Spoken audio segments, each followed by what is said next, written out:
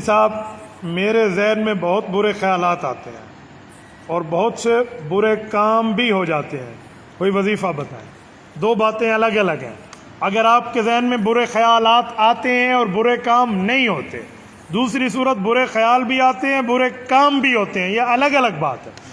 ذہن میں برے خیال آئیں لیکن برے کام کرتے نہیں ہو آپ، تو آپ کو سلام ہے، آپ کا ایمان بڑھ رہا ہے، کیونکہ ذہن میں اس وقت برے خیال آتے ہیں جب بندے کا ایمان بڑھتا ہے تو شیطان ڈاکہ ڈال، بس اس کا علاج ہے اس خیال کو جھٹک دو، چاہے دن میں 1000 مرتبہ خیال ہے، لیکن خیال بھی آتے ہیں اور برے کام بھی کر لیتے ہیں، تو بھائی اب آپ فکر کرو، اب آپ توبہ کرو۔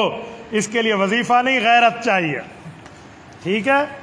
وظیفے سے زیادہ غیرت۔ اور اگر وظیفہ پڑھنا بھی چاہتے ہیں تو 5واں اور 6واں کلمہ پڑھ لو، استغفر اللہ ربی من کل ذنب پڑھ لو، یا اللہم انی اعوذ بک من ان اشرک بک شیئا، یہ 5واں اور 6واں کلمہ آپ اس کو پڑھتے رہیں تو گناہ بھی انشاءاللہ اللہ معاف فرما دیں گے۔ حضرت مولانا فضل الرحمان صاحب کے بارے میں بتائیں، کیا بتاؤں؟ مولانا فضل الرحمان صاحب ہمارے بزرگ ہیں، بڑے ہیں، اور اس وقت سیاست اسلامیہ میں ان کو ہونا میں سمجھتا ہوں فرض عین ہے۔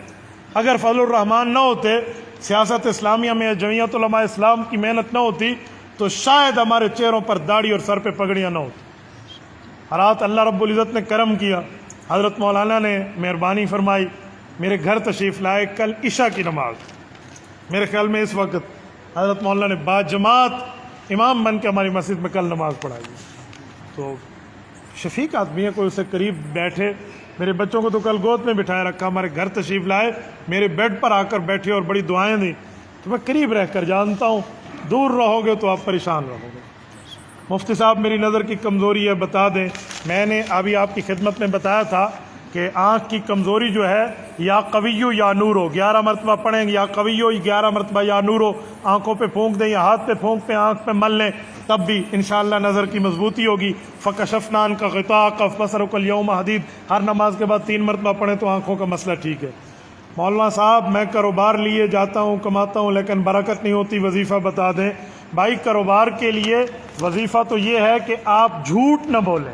جب آپ جھوٹ بول کے قسم اٹھا کر چیز بیچیں گے، حدیث میں چیز بک جائے گی تو برکت بھی چلی جائے گی۔